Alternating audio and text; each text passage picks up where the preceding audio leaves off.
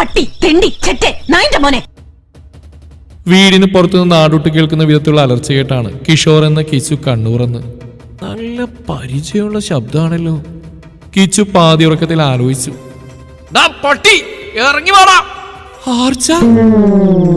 വീണ്ടും ചെവി തുറക്കുന്ന വിധത്തിൽ ശബ്ദമുയർന്നു. കിച്ചു പുതപ്പ് വലിച്ചെറിഞ്ഞ് പുറത്തേക്ക് ഓടി. ആ വൃത്തിയേട്ടനോട് ഇറങ്ങി വരാൻ പറ, അവനെ കണ്ട് രണ്ട് പറഞ്ഞിട്ട് ഞാൻ പോണുള്ളൂ. ഓട്ടത്തിനിടയിൽ അവൻ ആർച്ചയുടെ ശബ്ദം വീണ്ടും ഉയർന്നു കേട്ടു. പടികൾ ഇറങ്ങി ഹാളിൽ എത്തിയപ്പോഴേ കണ്ടു അമ്മ കവിതയും അനിയത്തി കീർത്തിയും മുൻവശത്തെ വാതിലിനടുത്ത് നിൽക്കുന്നുണ്ട്. കണ്ടാലറിയാം രാവിലെ തന്നെ ആർച്ചയുടെ ഭാഷാ പ്രാവീണ്യത്തിൽ കണ്ണു തള്ളി നിൽക്കുന്നതാണെന്ന്. ആർച്ചേ, രാവിലെ തന്നെ വീടിന് മുമ്പിൽ വന്ന് മര്യാദയില്ലാണ്ട് സംസാരിക്കരുത്. കീത്തുവിന്റെ ഫ്രണ്ട് ആയതുകൊണ്ടാ ഞാൻ ഒന്നും പറയാണ്ട് നിൽക്കുന്നത്. അച്ഛൻ സന്തോഷിന്റെ ശബ്ദം കേട്ട് കിച്ചു ഒന്ന് ഞെട്ടി. ദൈവമേ, അച്ഛൻ ഇതുവരെ കടയിൽ പോയില്ലേ? അവൻ സ്വയം അറിയാതെ ചോദിച്ചു പോയി. സന്തോഷ് ടൗണിൽ ഒരു ടെക്സ്റ്റൈൽ ഷോപ്പ് നടത്തുകയാണ്. അമ്മ കവിത അധ്യാപികയും. സാറിന്റെ മോനെ അറിയിക്കുന്ന മര്യാദ ഞാൻ കാണിച്ചു കൊടുത്താ അവന്റെ കയ്യോ കാലം ഞാൻ തല്ലിയൊടിക്കേണ്ടി വരും. അത് ഞാൻ ചെയ്യാത്ത ഇതാ എന്റെ അച്ഛനമ്മ എനിക്ക് ഇത്തിരി മര്യാദ പഠിപ്പിച്ചെന്നോണ്ടാ. ആർച്ച ഒരു കൂസലില്ലാതെ പറയുന്നുണ്ട്. കിച്ചു ധൃതിയിൽ പുറത്തേക്ക് ഇറങ്ങി. അച്ഛനെ ശ്രദ്ധിച്ചില്ലെന്ന മട്ടിൽ അവിടെ അടുത്തേക്ക് ചെന്നു. മുന്നിൽ നിൽക്കുന്ന പെൺകുട്ടിയെ നോക്കി. ദേഷ്യത്താൽ ചുവന്ന് നിൽക്കുന്ന അവരുടെ മുഖം കണ്ടതും കിച്ചുവിന്റെ മുഖം വിളറി. ആരു? കിച്ചു അവളുടെ അടുത്തേക്ക് നീങ്ങി പതിയെ വിളിച്ചു. ഒരൊറ്റ ആട്ടിൽ മുന്നിലേക്ക് നീങ്ങിയതിനേക്കാൾ വേഗത്തിൽ കിച്ചു പുറകിലേക്ക് ചാടി. ആർച്ച രൂക്ഷമായി അവനെ നോക്കി. ആരാണ് നിന്റെ ആരു? വൃത്തിയിട്ടവനെ! കഴിഞ്ഞ 2 ആഴ്ചയിൽ നിന്നെ കാണാനും സംസാരിക്കാനും വേണ്ടി ഞാൻ ശ്രമിക്കുക. എപ്പോ അന്വേഷിച്ചാലും നീ ഉണ്ടാവില്ല. എന്നിട്ട് ഒടുവിൽ നീ എന്താ എന്നെ വിളിച്ച് പറഞ്ഞ് നിന്റെ കല്യാണം ഉറപ്പിച്ചു. നമ്മൾ തമ്മിലുള്ള പ്രണയം മറക്കണം, നിന്നെ നല്ല സുഹൃത്തായിട്ട് കാണുന്നു അല്ലേ? നീ പറഞ്ഞ് അന്വേഷിക്കാനും ഉറപ്പുവരുത്താനും വേണ്ടിയാ ഞാൻ 2 ദിവസം കാത്തുനിന്ന്. സത്യാണെന്ന് ഉറപ്പായപ്പോ ശരി, നിനക്കെന്നെ വേണ്ടെങ്കിൽ വേണ്ട. അതിന് കാരണം ഇതൊന്നും അറിഞ്ഞേക്കാന്ന് കരുതിയാ ഞാൻ ഇന്നലെ രാത്രി ഇവനെ വിളിച്ച്. ആർച്ച കിച്ചുവിനെ തറപ്പിച്ചു നോക്കി. സന്തോഷിലേക്ക് നോട്ടം മാറ്റി.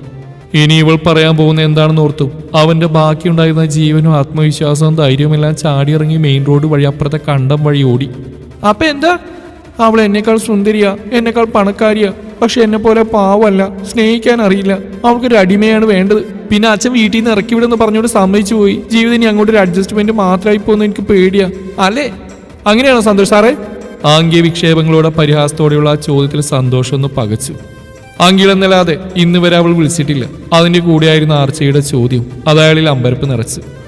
ബ്രോക്കർ കൊണ്ടുവന്ന ആലോചന കിച്ചുവിന്റെ താല്പര്യപ്രകാരം തന്നെയാണ് മുന്നോട്ട് നീക്കിയത്. മാറ്റക്കല്യാണത്തിന് മാത്രമേ അവർക്ക് താല്പര്യമുള്ളൂ എന്നറിഞ്ഞപ്പോൾ കിച്ചു തന്നെയാണ് കീർത്തിയുടെ വിവാഹകാര്യം പറഞ്ഞത്. കീർത്തിയുമായി പയ്യന് പ്രായവ്യത്യാസം കൂടുതലാണെങ്കിൽ പോലും തങ്ങളെക്കാൾ മെച്ചപ്പെട്ട സാമ്പത്തിക സ്ഥിതിയും രണ്ടുപേർക്കും കാനഡയിലാണ് ജോലി എന്നുള്ളതും അങ്ങനെ ഒരു കാര്യം അവഗണിക്കാൻ കാരണമായി. അയാൾ അല്ലെന്ന് തലയാട്ടി. തലചരിച്ച് കിഷോറിനെ നോക്കി. അവന്റെ മുഖത്ത് രക്തമായി ഉണ്ടായിരുന്നില്ല. ആർച്ചപതിയെ ചിരിച്ചു. കാര്യം അങ്ങനെയല്ല, ഇവൻ പറഞ്ഞ പച്ച കള്ളാണെന്ന് എനിക്ക് ഇന്നലെ തന്നെ മനസ്സിലായി. പക്ഷെ ഏതൊരു കാര്യമായാലും വെറുതെ ഊഹിച്ച് പറയുന്നത് ശരിയല്ലല്ലോ. ഇന്നലെ അവനെ വിളിച്ച് കാര്യം അന്വേഷിച്ചവൻ പറഞ്ഞതാ ഇവനെന്നെ മറക്കാൻ വയ്യ, ഞാനും അവന്റെ കൂടെ വേണമെന്ന്. ഒരിക്കലെങ്കിൽ ഒരിക്കൽ എന്റെ സ്നേഹം മുഴുവനായിട്ട് അവന് പകർന്നു നൽകണം. കൂടെ കൊണ്ടെടുക്കാൻ അവളും, സ്നേഹം പകരാൻ ഞാനും. അവൾ പല്ലിറുമി. സന്തോഷം കവിതയും വിളറി വെളുത്ത് നിന്നു. കിച്ചൊരു കുഴി കുഴിച്ച് സ്വയം അതിൽ ഇറങ്ങി കിടന്ന് മൂടിയാലോ എന്ന് വരെ ചിന്തിച്ചു പോയി. വേണ്ടടാ, നിന്നെ ആ കുഴിയിലിട്ട് ഞാൻ തന്നെ മൂടിക്കോളാം എന്നുള്ളൊരു അശരീരി കേട്ട പോലെ പെട്ടെന്ന് അവന് തോന്നി. കിച്ചു അച്ഛൻ്റെ നേരെ പാളി നോക്കി. കൂടുതൽ ആലോചിക്കേണ്ടി വന്നില്ല. അവിടെ നിന്ന് തന്നെയാണെന്ന് അച്ഛൻ്റെ മുഖഭാവത്തിൽ നിന്ന് അവന് മനസ്സിലായി. ടെലിപ്പതി എന്നും അവൻ്റെ ഉള്ളിൽ നിന്ന് ആരോ കരഞ്ഞു. ഇന്നലെ രാത്രിയിൽ നിനക്ക് ആ സ്നേഹം ആവോളം തരണമെന്ന് ഞാൻ കരുതിയതാ. പക്ഷെ രാത്രി ആയതുകൊണ്ട് നാട്ടുകാർക്ക് കാണാൻ പറ്റില്ലല്ലോ എന്ന് കരുതിയാ കലാപരിപാടി രാവിലെ ആക്കിയത്. ആർച്ച പറയുന്ന കേട്ട് സന്തോഷം ചുറ്റും നോക്കി. അയൽക്കാർ രാവിലെ ജോലിക്ക് പോകുന്നവരൊക്കെ അത്യാവശ്യം ആൾക്കാർ കൂടി നിൽക്കുന്നുണ്ട്. കാര്യങ്ങളൊക്കെ ഏകദേശം എല്ലാവർക്കും മനസ്സിലായിട്ടുണ്ട്. ചിലരുടെ മുഖത്ത് കാണുന്ന പരിഹാസം കണ്ടപ്പോൾ തന്നെ സന്തോഷിന് അമർഷം തോന്നി. അയാൾ കിച്ചുവിനെ നോക്കി പല്ലുകടിച്ചു. കിച്ചു പക്ഷെ ആർച്ച എന്താണ് ഉദ്ദേശിക്കുന്നതെന്ന് ആലോചിച്ച് നിൽക്കുകയായിരുന്നു. അതെന്താണെന്ന് ചിന്തിച്ച് തീരുന്നതിന് മുമ്പ് അവന്റെ തലവഴി എന്തോ വന്ന് വീണിരുന്നു. ചാണകത്തിന്റെ രൂക്ഷഗന്ധം മൂക്കിലേക്കും അതിന്റെ രുചി വായിലും അറിഞ്ഞതോടെ കിച്ചു നീട്ടിയൊന്ന് ഓക്കാനിച്ചു. മുഖത്തെ ചാണകം തുടച്ചു കളഞ്ഞ് കിച്ചു ആർച്ചയ്ക്ക് നേരെ കുതിച്ചു. ആർച്ച കയ്യിലെ ബക്കറ്റ് മുറുകെ പിടിച്ചൊന്ന് നീട്ടി വീശി. കിച്ചു പിടിച്ചു കിട്ടിയതുപോലെ നിന്ന് നെറ്റിയിലേക്ക് കൈ അമർത്തി പിടിച്ചു. ആർച്ച അവനെ നോക്കി പുച്ഛിച്ചിരിച്ചു. എടി പോടി എന്നൊക്കെ വിളിച്ച് എന്റെ നേരെ വരുന്നതിന് മുമ്പ് 10 വട്ടം ആലോചിക്കണം കിച്ചു ചോട്ടാ. ഇല്ലേ ചോട്ടൻ ഒഴിച്ചിലിനും പിഴിച്ചിലിനും ഒരു സ്ഥലം കൂടെ കണ്ടുവെക്കണം, അവൾ പരിഹാസത്തോടെ പറഞ്ഞു. അത് കേട്ടതും കിച്ചുവിന്റെ ഉള്ളിലുള്ള കോപം തനിയെ തണുത്തു. കരാട്ടെ പഠിക്കുന്ന പെണ്ണാണ്, തനിക്കാണെങ്കിൽ നാടൻ തല്ലി പോലും വശമില്ല, വെറുതെ ഇടി വാങ്ങിച്ചു കൂട്ടണം. ചാണകത്തിൽ മുങ്ങി നിൽക്കുമ്പോഴും കിച്ചുവിന്റെ ചിന്തകൾ എക്സ്പ്രസ് വേഗതയിൽ സഞ്ചരിച്ചു. ഒടുവിൽ കൂടുതൽ അങ്ങോട്ട് ചെന്ന് ഉടക്കാൻ നിന്നാൽ തന്റെ തടി കേടാണെന്ന് മനസ്സിലാക്കി കിച്ചു അടങ്ങി നിന്നു. പോട്ടെ, ഇച്ചിരി ചാണകല്ലേ, മുങ്ങി കുളിച്ചാലങ്ങ് പോവും. ചെടി ചാണകം ഇട്ട് കൊടുത്താൽ തഴച്ചു വളരുന്നില്ലേ? ആക്ച്വലി ചാണകം വളരെ നല്ലൊരു ഇതാണല്ലോ. തലയിലൂടെ ഇഴഞ്ഞ് താഴെത്തിയൊരു പുഴുവിനെ തട്ടിത്തെറിപ്പിച്ച് കിച്ചു സ്വയം ആശ്വസിച്ചു. ഇത്രയെങ്കിലും നിന്നോട് ചെയ്തെങ്കിലേ എനിക്ക് മര്യാദ കിടന്നുറങ്ങാൻ പറ്റില്ല. ആർച്ച ചുണ്ടുകൊട്ടി പറഞ്ഞ് തിരിഞ്ഞടന്നു. 2 ചൂട് മുന്നിലേക്ക് വെച്ച് അവൾ തിരിഞ്ഞെന്ന് കീർത്തിയെ നോക്കി. കീർത്തി അത് പ്രതീക്ഷിച്ചെന്ന പോലെ നിൽക്കുന്നുണ്ടായിരുന്നു. നിന്നെ ഞാൻ എൻ്റെ ഒരു നല്ല ഫ്രണ്ടായി കണ്ടിരുന്നു കീർത്തി. പക്ഷേ നിന്റെ ഭാവി ഭദ്രാക്കാൻ നീ എൻ്റെ ഇമോഷൻസ് വെച്ചാ കളിച്ച്. നിന്റെ ഏട്ടന് വേണ്ടി നീയാണ് എൻ്റെ പുറകെയാണെന്ന് ഈ അലവരാതി ഇഷ്ടമാണെന്ന് പറയിപ്പിച്ച് നീയായിട്ടുള്ള സൗഹൃദം ഒന്നും നിലനിൽക്കില്ലോ എന്നാണ് ആ സമയം ഞാൻ ആദ്യം ചിന്തിച്ച്. പക്ഷേ നീ ഉണ്ടല്ലോ. ആർച്ചയുടെ ശബ്ദം നിടറി. 8ാം ക്ലാസ് മുതൽ കൂടെയുള്ളവളാണ്. അവസാന വർഷ ബിരുദമായി നിൽക്കുമ്പോൾ കൂടെയുണ്ട്. അല്ല, ഉണ്ടായിരുന്നു. സ്വയം തിരുത്തി മനസ്സിന്റെ കോണിൽ ഉയർന്നു വരുന്ന സങ്കടത്തിന്റെ അവസാന കണികയും അകറ്റാനെന്ന പോലെ കണ്ണുകൾ ഇറുകെ അടച്ചൊന്ന് തുറന്നു ആർച്ച. കൺകോണിൽ പൊടിഞ്ഞ ഇത്തിരി കണ്ണുനീർ കൈ ഉയർത്തി തുടച്ചവൾ കീർത്തിയെ നോക്കി. അപ്രതീക്ഷിതമായി സൗഭാഗ്യം നിറഞ്ഞ ജീവിതം എനിക്ക് കിട്ടുന്നായപ്പോ നീ എന്നെ അങ്ങ് മറന്നു. നിന്നോട് നിന്റെ ഏട്ടനോട് ഉണ്ടായിരുന്ന എന്റെ സ്നേഹം മറന്നു. പലവട്ടം നിന്നോട് ഞാൻ ചോദിച്ചല്ലേ നീ എന്തെങ്കിലും എന്നിൽ നിന്ന് മറച്ചു വെക്കുന്നുണ്ടോന്ന്. പക്ഷെ നീ ആർച്ച വിരൽ ചൂണ്ടി നിന്ന് കിതച്ചു. ഇന്നത്തോടെ തീർന്നു കീർത്തി. ഇവനോട് പോയി ഞാൻ ക്ഷമിച്ചെന്ന് വരും. പക്ഷെ കൂടെ നിന്ന് ചതിച്ച നിന്നോട് ഒരിക്കലുമില്ല. ഈ നിമിഷം മുതൽ നിങ്ങൾ രണ്ടുപേരും എന്റെ ശത്രുക്കളാ. ആർച്ച കടുത്ത സ്വരത്തിൽ പറഞ്ഞു. കീർത്തിയുടെ തല പാടെ കുനിഞ്ഞുപോയി. എത്ര പറഞ്ഞിട്ട് അമർഷം തീരാതെ കയ്യിൽ നിന്ന് ബക്കറ്റ് എടുത്ത് കിച്ചുവിന് നേരെ ഒരു ഏറും വെച്ചു കൊടുത്ത് വെട്ടിത്തിരിഞ്ഞ് ആർച്ച തല ഉയർത്തി പിടിച്ച് ഗേറ്റിന് പുറത്തേക്ക് നടന്നു.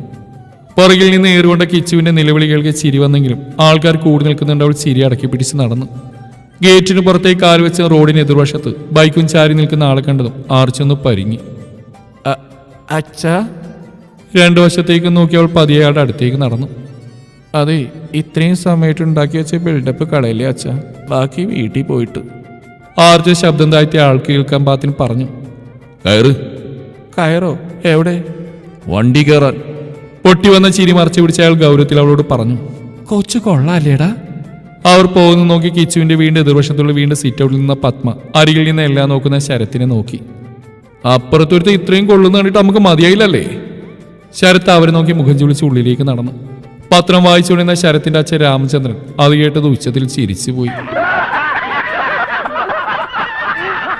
പത്മ അയാളെ നോക്കി ചുണ്ടുകൂട്ടി ഉള്ളിലേക്ക് നടന്നു. സ്കൂൾ അധ്യാപകനാണ് ശരത്ത്. അടുത്തുള്ള ഗവൺമെന്റ് ഹൈസ്കൂളിലേക്ക് സ്ഥലം മാറി വന്നിട്ട് ദിവസങ്ങളായതേയുള്ളൂ. തലേ ദിവസം പോലും തന്റെ വീടിന് മുമ്പിലൂടെ അയൽവീട്ടിലെ പെൺകുട്ടിയുടെ കൂടെ ചിരിച്ചു കളിച്ച് സന്തോഷത്തോടെ ശാന്ത സ്വഭാവത്തോടെ നടന്നുപോയ പെൺകുട്ടി തന്നെയാണോ? കുറച്ചു മുമ്പ് അവിടുന്ന് ഇത്രയും സംസാരിച്ചെന്ന് ശരത്ത് ഒരു നിമിഷം ചിന്തിച്ചു നിന്നു. ചാണകത്തിൽ മുങ്ങി നിൽക്കുന്ന കിച്ചുവിന്റെ മുഖം ഓർമ്മ വന്നതും ശരത്ത് അറിയാതെ ചിരിച്ചുപോയി. ബൈക്കിന്റെ പുറകിൽ നിന്ന് എത്തി നോക്കിയപ്പോൾ മിററിലൂടെ അച്ഛന്റെ ഗൗരവമാർന്ന മുഖം കണ്ട് ആർച്ചയുടെ ഉള്ളിൽ അല്പം ആശങ്ക നിറഞ്ഞു. ആർച്ചയുടെ അച്ഛൻ കൃഷ്ണകുമാറും സന്തോഷം സുഹൃത്തുക്കളായിരുന്നു. സ്കൂളിൽ ഒരുമിച്ച് പഠിച്ചവർ. കൃഷ്ണകുമാർ ജോലിക്കായി വിദേശത്തേക്ക് പോയപ്പോൾ ആ സൗഹൃദത്തിൽ ഒരു അകൽച്ച വന്നു. കൃഷ്ണകുമാർ പ്രവാസ ജീവിതം അവസാനിപ്പിച്ച് തിരികെ എത്തിയപ്പോൾ 3 വർഷം ആയതേയുള്ളൂ. വീണ്ടും അമ്പല കമ്മിറ്റിയിലും മറ്റും ഒരുമിച്ച് കൂടുമ്പോൾ തമ്മിൽ ആ പഴയ ബന്ധം നിലനിർത്താൻ അവർ ശ്രമിക്കുന്നുണ്ട്. അതിലേക്കാണ് താൻ കുറച്ചു മുമ്പ് ചാണകവെള്ളം എടുത്ത് ഒഴിച്ചത്.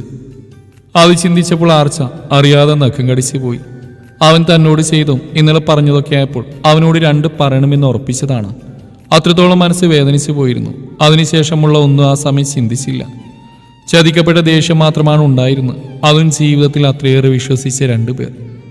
തന്നെ പറ്റിച്ച് അവരെങ്ങനെ മിടുക്കരാവേണ്ട എന്ന ചിന്തയായിരുന്നു.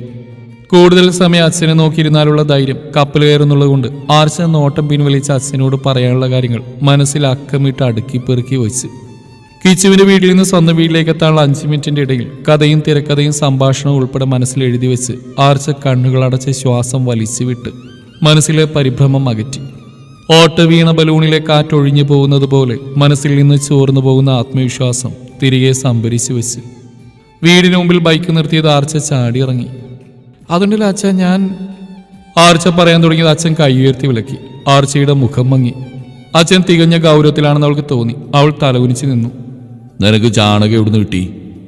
മനസ്സിൽ ഓർത്തു വെച്ച കാര്യങ്ങൾ വീണ്ടും പറയാൻ തുടങ്ങുമ്പോഴേക്കും അച്ഛനിൽ നിന്ന് വന്ന ആ ചോദ്യത്തിൽ ആർച്ച വാപൊളിച്ച് നിന്നു. പരീക്ഷാ ഹാളിൽ ചെന്നിരുന്ന് ക്വസ്റ്റ്യൻ പേപ്പർ കാണുമ്പോഴുള്ള അവസ്ഥയായിരുന്നു അവൾക്ക്. പഠിച്ചു വെച്ചതൊന്ന്, ചോദിച്ചത് വേറൊന്ന്. ആർച്ച താടിയിൽ കൈതാങ്ങി നിന്നു. എൻ്റെ അച്ഛൻ തന്നെ, ഒരു സംശയവുമില്ല. അല്ലെങ്കിൽ രാവിലെ ഒരുത്തിന് വീട്ടിൽ കയറി ചെന്ന് ചീത്ത വിളിച്ചെന്ന മോളോട് ചാണകം എവിടുന്ന് കിട്ടിയെന്നാണ് ചോദിക്കേണ്ടത്. എന്താടാ? അച്ഛൻ ചോദിക്കുന്നിട്ട് അവൾ നേരെ നോക്കി. ചിരിയോടെ പതിയെ തലയാട്ടി. അയാൾ ബൈക്ക് സ്റ്റാൻഡിലിട്ട് ഇറങ്ങി അവളെ ചേർത്ത് പിടിച്ച് ഉള്ളിലേക്ക് നടന്നു. നമ്മുടെ അനീഷേട്ടനില്ലേ, പണിക്കര് പുള്ളിയുടെ വീട്ടിൽ നിന്ന്. ആർച്ച കണ്ണു ചിമ്മി ചിരിച്ചു. ആ ചാണകം മെഴുകിയ മോളെ. ഉള്ളിലേക്ക് കാലെടുത്ത് വെച്ച് വന്ന ചോദ്യത്തിന്റെ ഉറവിടത്തിലേക്ക് രണ്ടുപേരും നോക്കി. കൃഷ്ണകുമാറിന്റെ അമ്മയാണ് സാവിത്രി. അച്ഛനും മകൾക്കും പുരോഗമനത്തിൽ കൂടിയും പോയി. അച്ഛമ്മക്ക് അതിത്തിരി കുറഞ്ഞും പോയി എന്നുള്ള അവസ്ഥയാണ് വീട്ടിൽ. അതിൻ്റെ ഇടയിൽ കിടന്ന് ചക്രശ്വാസം വലിക്കുന്ന ആർച്ചയുടെ അമ്മ ജയശ്രീയും. ആർച്ചയുടെ എന്ത് കാര്യത്തിൽ അച്ഛമ്മ ആദ്യം എതിരഭിപ്രായം മാത്രമേ പറയൂ. എന്ത് ചെയ്താലും അവൾ ചെയ്യുന്നതിലുള്ള കുറ്റം കണ്ടുപിടിക്കുക എന്നത് പുള്ളിക്കാരിയുടെ പ്രധാന വിനോദമാണ്. ഇനിയിപ്പോൾ ഒന്നും ചെയ്യാതെ വെറുതെ ഇരുന്ന് അവൾ വെറുതെ ഇരിക്കുന്നതെന്ന് കുറ്റം പറയും. പ്രത്യേകിച്ച് ആർച്ചയുടെ ഫോണാണ് പുള്ളിക്കാരിയുടെ പ്രധാന നോട്ടപ്പുള്ളി. കൂടുതലെന്തിന് പറയുന്നു, മഴ പെയ്താൽ പോലും ആർച്ച മൊബൈൽ നോക്കിയതുകൊണ്ട് മഴ പെയ്തു എന്ന് പറയുന്ന പ്രത്യേകതരം കണ്ടുപിടുത്തങ്ങൾ നടത്തുന്ന അപൂർവ പ്രതിഭ കൂടിയാണ് അച്ഛമ്മ. പെട്ടു എന്ന ഭാവത്തിൽ ആർച്ച അച്ഛനെ നോക്കി. കൃഷ്ണകുമാർ ചോദ്യഭാവത്തിൽ. ഇന്ന് പുലർച്ചെ ചാണകം കൊണ്ടുവന്നപ്പോൾ അച്ഛമ്മ കണ്ടിരുന്നു. ഒരു ദുർബല നിമിഷത്തിൽ മുറ്റത്ത് ചാണകം മെഴുകാനാണെന്ന് ഞാൻ അറിയാതെ പറഞ്ഞുപോയ അച്ഛ. ഇനി എന്താ ചെയ്യുക? അവൾ അയാൾക്ക് കേൾക്കാൻ പാത്തിന് മന്ത്രിച്ചു. അത് കേട്ടത് അതിനേക്കാൾ ദയനീയമായി കൃഷ്ണകുമാർ അവളെ നോക്കി. ഇന്റർലോക്ക് ഇട്ട മുറ്റത്ത് ചാണകം മെഴുകുന്ന കാര്യമാണ് ഈ പറയുന്നത്. പണ്ടൊക്കെ വീടിന്റെ മുറ്റത്തും അകത്തൊക്കെ ചാണകം മെഴുകുന്നല്ലേ, ഇപ്പൊ എല്ലായിടത്തും സിമന്റും ടൈൽസൊക്കെ അല്ലേ? അച്ഛമ്മ വളരെ കാര്യമായി പറയുന്നുണ്ട്. ആർച്ചയ്ക്ക് ചിരി വരാൻ തുടങ്ങി. അവൾ ചുണ്ട് കൂട്ടിപ്പിടിച്ച് ചിരിയടക്കി നിന്നു. ഉവ് അവള് മെഴുകി. ആ സന്തോഷേട്ടന്റെ പോലെ തലയിലാണെന്ന് മാത്രം. അടുക്കളയിൽ നിന്ന് വന്ന ആർച്ചയുടെ അമ്മ ജയശ്രീ ദേഷ്യത്തോടെ പറഞ്ഞു. ആർച്ചയുടെ ചുണ്ടിൽ വിരിഞ്ഞ വിരി. പുരാണ സീരിയൽ വരം കൊടുക്കാൻ വരുന്ന ദൈവം അപ്രത്യക്ഷമാകുന്ന പോലെ കണ്ണടച്ചു തുറക്കുന്നതിന് മുമ്പ് പോയി. കയ്യിലിരുന്ന പഴം നഷ്ടപ്പെട്ട കുരങ്ങനെ പോലെ അവൾ തല ചൊറിഞ്ഞുകൊണ്ട് രണ്ടുപേരെയും മാറി മാറി നോക്കി. അമ്മേ ഞാൻ മിണ്ടരുത്. ആരു നീ എന്താ കരുതി വെച്ചിരിക്കുന്നേ? നിങ്ങൾ രണ്ടുപേരും ഇഷ്ടത്തിലായിരുന്നു. അത് ഈ നാട്ടിൽ ഒരാൾക്ക് അറിയില്ലായിരുന്നു. നിന്റെ അവന്റെ വീട്ടുകാർക്ക് പോലും അറിയില്ലായിരുന്നു. അവന് നിന്നെ വേണ്ടെങ്കിൽ വേണ്ടെന്ന് മാത്രമേ ഉണ്ടായിരുന്നുള്ളൂ. അതങ്ങ് തീർന്നേനെ. ഇതിപ്പോ നിന്റെ ഈ പ്രവർത്തിക്കാരൻ നാട്ടുകാർ മുഴുവൻ സംഭവം അറിഞ്ഞു.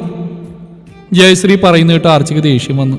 അവൻ പിന്നെ എന്താ പറയുന്നത്? അവൻ എന്നെ പറ്റിച്ച് മിടിക്കാനായിട്ട് അങ്ങ് പോയിക്കോട്ടെ എന്ന് കരുതണോ? ഇന്നലെ അവനെ വിളിച്ച് പറഞ്ഞ ആവശ്യം കേട്ട് മിണ്ടാണ്ടിരിക്കണമായിരുന്നോ? ആർച്ചയുടെ ശബ്ദം ഉയർന്നു. മിണ്ടിയിട്ട് ഇപ്പൊ എന്തായി? ഇനി നിനക്കൊരു ആലോചന വരുമ്പോ എന്താവും? നാളെ മുതൽ നാട്ടുകാർ എന്തൊക്കെ അനാവശ്യം പറഞ്ഞെടുക്കുന്ന കണ്ടറിയാം കേട്ടോ. കയ്യിലിരുന്ന പ്ലേറ്റ് ശക്തിയിൽ ടേബിളിലേക്ക് വെച്ചുകൊണ്ട് ജയശ്രീ മുഖം വീർപ്പിച്ചു. ജയേ ജയേ ജയേ. സ്കൂൾ വിടാൻ സമയമായിട്ടല്ലോ, പിന്നെ എവിടുന്ന ദേശീയഗാനം? വന്നു രാധേശിയാ. ജയ ജയ എന്ന് വിളിച്ചാണ് വരവ്. കവിത ഇപ്പൊ വിളിച്ച് എന്തൊക്കെയോ പറഞ്ഞു കരഞ്ഞു വെച്ചതേ ഉള്ളൂ. ഇനിയിപ്പോ ഇവരുടെ വകയും കുത്തി കുത്തി കുറെ ചോദ്യങ്ങളുണ്ടാവും. ജയശ്രീ തലയിൽ കൈവച്ച് എന്തൊക്കെയോ പിറിവിറുത്തുകൊണ്ട് പുറത്തേക്ക് നടന്നു. ആർച്ച പുറകെ വെച്ച് പിടിച്ചു. അല്ല ജയേ, ആർച്ച മോൾ എന്തൊക്കെയായി ചെയ്തു വെച്ച്? ഇപ്പൊ എല്ലാവരും അറിഞ്ഞ നാണക്കേടായില്ലേ? നമുക്കറിയാം നമ്മുടെ കുട്ടിയുടെ കാര്യം, പക്ഷെ ആൾക്കാരോരോന്ന് പറയില്ലേ? ഇനിയിപ്പോ നല്ലൊരു ആലോചന വരുമോ? നമ്മുടെ കുട്ടിയുടെ ഭാവി പോയില്ലേ? ശബ്ദത്തിൽ ആവോളം ആശങ്ക നിറച്ച് പറയുന്ന രാധെ ആർച്ച ചെറുചിരിയോടെ നോക്കി നിന്നു. ജയശ്രീ ഞാൻ പറഞ്ഞില്ലേ എന്ന ഭാവത്തിൽ ആർച്ചയെ പാളി നോക്കി. രാധേച്ചിക്ക് അത്ര വലിയ വിഷമാണെങ്കിൽ ഒരു കാര്യം ചെയ്യും, രതീഷ് ഏട്ടനോട് എനിക്കൊരു ജീവിതം തരാൻ പറയും, ഞാൻ റെഡിയാ. ഉടനടി ആർച്ചയുടെ മറുപടി വന്നിരുന്നു. രാധയുടെ മൂത്ത മകനാണ് രതീഷ്. രാധ അവൾ നോക്കി ചിരിച്ചു കാണിച്ചു. ചിരിയാണോ കരച്ചിലാണോ എന്നറിയാത്തൊരു ഭാവത്തിലേക്ക് അത് രൂപാന്തരം പ്രാപിച്ചു. ജയശ്രീ അവൾ നോക്കി കണ്ണുരുട്ടി. അത് പിന്നെ അവൻ നിന്നെക്കാൾ ഒരുപാട് മുതിർന്നല്ലേ മോളെ, അതാട്ടോ. രാധ തപ്പിത്തടഞ്ഞ് പറഞ്ഞു. എനിക്ക് പ്രശ്നമില്ലേ നീ? അനീ വേണ്ട, നിതീഷേട്ടനായാലും മതി. അതാവുമ്പോ കറക്റ്റ് മാച്ചാ, പ്രായവും ചേരുമല്ലോ. ആർച്ച ചിരിച്ചു. എന്തോ?